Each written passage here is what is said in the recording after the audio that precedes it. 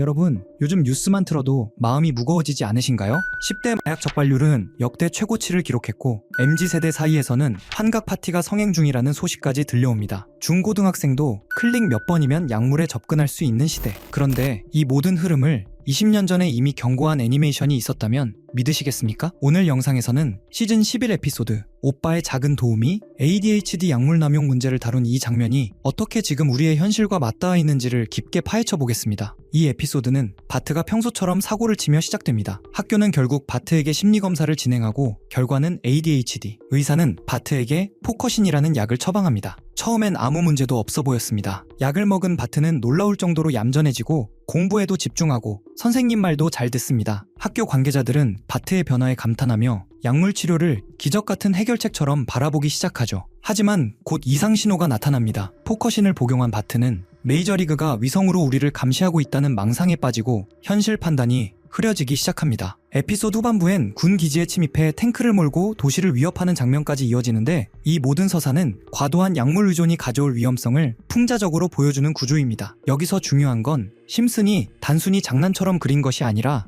약물 남용과 사회적 압박이 만들어낼 수 있는 부작용을 명확하게 경고했다는 점입니다. 그런데 이 내용이 지금 우리의 현실과 놀랍도록 닮아 있습니다. 2025년 기준 대한민국 마약 사범은 2만 명 이상, 20대가 가장 많고 10대 또한 꾸준히 증가하고 있다는 보도가 이어지고 있습니다. 불법 마약만의 문제가 아니라는 것입니다. ADHD 치료제, 수면제, 진통제 등 합법 약물의 오남용이 파티용 환각용으로 사용되며 또 다른 사회 문제로 번지고 있습니다. 심슨 속 포커신은 실제 약물 리탈린과 유사한 패러디로 알려져 있으며 과다 복용 시 불면, 초조, 공격성, 환각이 나타날 수 있다는 점도 실제 의학 보고에 존재합니다. 현실에서는 약물 남용으로 인한 환각 상태의 사고, 폭력 사건, 충동적 행동 등이 발생한 사례들이 언론을 통해 반복적으로 보도되고 있습니다. 여러분, 혹시 이런 경험 없으신가요? 길을 걷다 마주친 낯선 사람의 친절한 미소, 인상이 참 좋으세요. 진정한 평화를 찾고 싶지 않으신가요? 처음엔 그저 따뜻한 관심처럼 느껴지지만 그 미소 뒤에는 사람의 영혼을 갉아먹고 일상을 파괴하는 사이비 종교의 검은 손길이 숨어 있습니다. 축적 착취를 일삼은 JMS, 신도들을 조직적으로 이용해 팬데믹 당시 국가적 혼란을 야기했던 신천지, 그리고 성경의 가르침을 왜곡해 가정과 사회로부터 신도를 고립시키는 여러 이단 집단들까지. 이들의 공통점은 명확합니다. 인간의 절박한 믿음을 이용해 금품을 갈취하고 범죄를 저지르며 결국 한 사람의 인생을 송두리째 무너뜨린다는 것이죠. 그런데 놀랍게도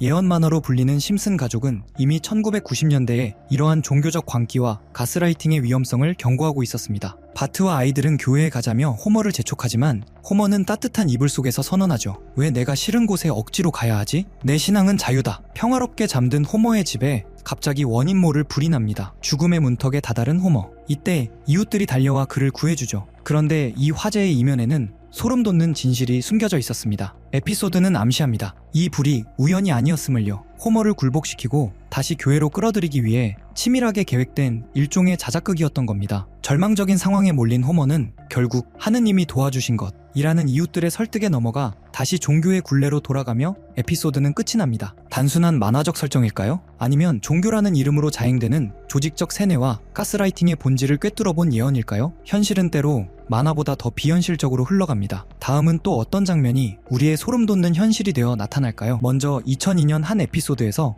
호머 심슨은 아주 묘한 티셔츠 한 장을 입고 등장합니다. 티셔츠 속 미국 군사력의 상징인 엉클샘이 지구를 통째로 한입 베어물고 있죠. 그런데 자세히 보세요. 그가 베어물고 있는 지점이 어디인가요? 바로 그린란드입니다. 더 소름 돋는 건 셔츠에 적힌 문구입니다. 막을 수 있으면 막아봐. 단순한 만화적 상상력일까요? 20여 년이 지난 지금 이 장면은 현실 정치와 무섭게 맞물립니다. 트럼프 대통령은 실제로 그린란드 매입 의사를 밝히며 이렇게 말했죠.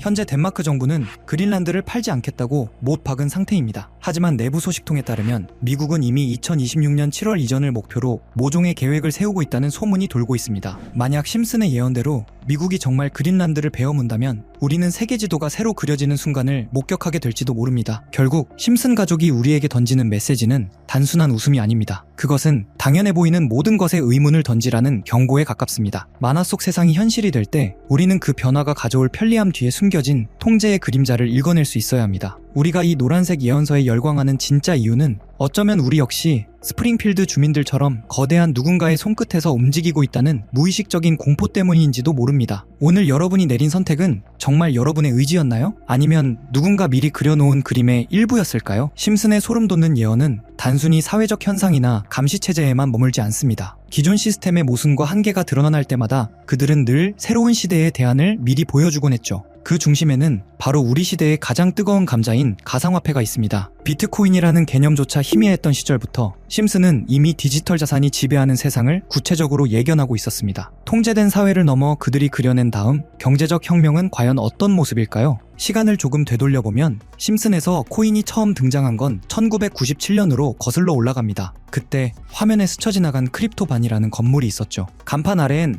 암호를 위한 장소, 암호화폐 판매 같은 문구가 적혀 있었는데 크립토반을 직역하면 암호화폐 창고, 지금 생각하면 마치 초기 코인 채굴장을 떠올리게 하는 설정입니다. 비트코인이 실제로 등장하기 13년 전 심슨은 이미 암호화폐라는 단어를 화면에 집어넣었던 겁니다. 이 장면이 유명해지자 한때 팬덤에서 크립토반 코인이라는 패러디 코인까지 등장했고 출시되자마자 폭등했다는 일화가 커뮤니티를 뜨겁게 달궜습니다. 이어지는 또 다른 에피소드에서는 주식에 빠진 마지가 방송을 보는데 화면 한쪽에 뜬 문구가 바로 비트코인 가격 무한대. 지금이야 흔한 장면일 수 있지만 비트코인이 600만원 수준이던 2017년에 방영된 에피소드에서 나왔다는 점 때문에 심슨은 비트코인 ETF도 알고 있었다는 말까지 나왔죠. 그리고 유명한 에피소드죠. 박사가 직접 암호화폐를 만들어 마을 최고 부자가 되는 프링크 코인 편. 그가 만든 블록체인 공식 안에는 비트코인, 라이트코인, 도지코인의 이름처럼 보이는 요소들이 숨겨져 있었습니다. 이 에피소드의 방영일은 2020년 2월. 방영 직후 비트코인은 $10,000에서 $70,000까지, 라이트코인은 $40에서 $400로 1000% 가까이 상승. 도지코인은 에피소드가 끝난 지 2달 뒤 일론 머스크가 언급하며 폭등하기 시작했습니다. 여기서부터 많은 사람들이 의문을 품습니다. 왜 심슨에만 등장하면 코인들이 실제로 터질까? 그 이유는 크게 3가지로 정리할 수 있습니다. 우선 심슨은 이미 예언의 상징으로 유명하죠. 트럼프 대통령 당선, 코로나19 확산, 우크라이나 러시아 긴장 등 처음엔 터무니없어 보였던 장면들이 시간이 지나 현실이 되면서 심슨에 나온 설정은 현실화된다는 인식이 생겨났습니다. 그리고 코인은 가치보다 인지도에 영향을 크게 받습니다. 도지코인처럼 원래 농담에서 출발한 코인도 유명인사 한 명의 언급으로 폭등할 수 있는 구조입니다. 심슨은 전 세계 어디에서나 보는 콘텐츠이니 화면에 코인이 등장하는 순간 곧바로 밈이 되고 일부 팬들의 소액 매수만으로도 급등하는 상황이 빈번히 발생했죠. 심슨이 워낙 많은 요소로 이루어진 작품이다 보니 코인이 한번 등장하면 팬들은 그것을 특별한 신호로 받아들이고 커뮤니티에서 해석이 과열되며 수요가 순식간에 폭발하기도 했습니다. 이런 배경을 알고 다시 에피소드들을 보면 그동안 지나쳤던 장면들이 전혀 다르게 보이기 시작합니다. 다음으로 이어지는 장면은 더 흥미롭습니다. 심슨 속 세계관에 마블의 로키가 등장해 암호화폐를 사라는 의미심장한 대사를 던진 장면입니다. 그리고 화면을 자세히 보면 캐릭터들이 상징적으로 배치되어 있습니다. 왼쪽의 거미 캐릭터는 트라이벌 마스크를 쓴 모습. 트라이벌 마스크 테마의 코인이 방영 2달 뒤 약 480% 폭등했고요. 중앙의 원숭이 캐릭터는 손오공을 연상시키는데요. 손오공 테마 코인은 무려 56만 상승하며 화제를 모았죠. 그 옆에는 긴 머리와 수염, 흰 옷의 예수 이미지가 있는데요. 예수 테마 밈코인 역시 출시 후 720% 상승했습니다. 이 모든 폭등이 에피소드 방영 후 몇 달 이내에 일어났다는 점 때문에 또 한 번 소름이 돋는데요. 그리고 마지막 캐릭터, 보라색 몸에 주황 줄무늬, 뾰족한 귀, 길게 늘어진 꼬리, 웃는 듯한 표정의 개 또는 늑대. 이 캐릭터가 누구인지 찾기 위해 분석을 시도했고 AI들에게 물어보니 모두 같은 답을 내놓았습니다. 그 정체는 알레브리에, 멕시코 문화에 등장하는 상상 속 동물입니다. 그래서 알레브리에 코인을 찾기 시작했고 해외 커뮤니티에서는 이미 이와 유사한 코인 이름이 오르내리고 있었습니다. 그 코인은 얼마 전까지만 해도 거래량이 거의 없었지만 최근 며칠 사이 200% 가까이 상승하며 팬들의 관심을 받고 있습니다. 특히 심슨 속 캐릭터 코인들이 대체로 방영 후 몇 달 안에 수백에서 수십만씩 폭등했던 패턴을 생각하면 이번에도 같은 흐름이 이어질 수 있을지 많은 커뮤니티에서 지켜보는 중입니다. 100만원 투자해서 10억을 번 손오공 코인 투자처럼 될지도 모르는 일이지만 제가 이 코인 이름을 알려드리면 1,000원, 5,000원 정도만 그냥 재미로 넣어두는 걸 추천드리고요. 이제 제가 며칠 만에 알아낸 코인명 알려드릴 건데 코인명 오픈한 영상을 이틀 전에 그대로 업로드했더니 유튜브에서 경고 메시지가 와서 하루 만에 삭제했고요. 지금부터 공유해드릴 건데 먼저 제 채널 구독 버튼 눌러주시고요. 그 다음 제 번호 아시는 분들 있죠? 010-8480-8147 제 번호로 구독 완료 남겨주시면 제가 보는 대로 구독자분인지 보고 문자 남겨드리고 있습니다. 저도 몇 날 며칠을 찾아서 알아낸 정보인 만큼 구독 눌러주시는 분들에게 알려드리고 있고요. 다만 여기서 중요한 점은 누군가의 말만 믿고 무리한 투자를 하는 것은 위험하며 코인 시장은 어디까지나 변동성이 큰 영역입니다. 오늘도 시청해주셔서 감사합니다. 다음 콘텐츠에서 또 흥미로운 이야기로 찾아오겠습니다.